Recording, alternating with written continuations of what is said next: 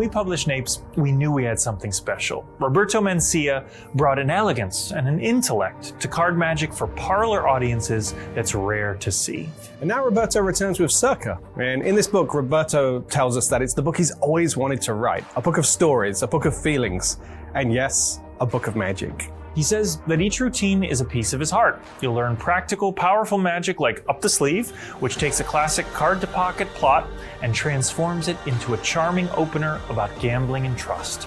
Or Magician versus Puerto Rican Gambler, which blends real history with beautiful construction. Each of these routines is a full performance piece, like Back to the Present, where a signed card vanishes and then reappears in its original position, as if time rewound itself. It's beautiful, it's theatrical, while somehow remaining elegantly simple. And it's not just cards. There's a spongeball routine that made us both fall in love with spongeballs again. A routine with color-changing knives that builds to one of the boldest finishes we've ever seen. And there is a section on poetic tricks. Roberto calls them haikus. These are ideal for those quiet, magical moments off stage and impromptu.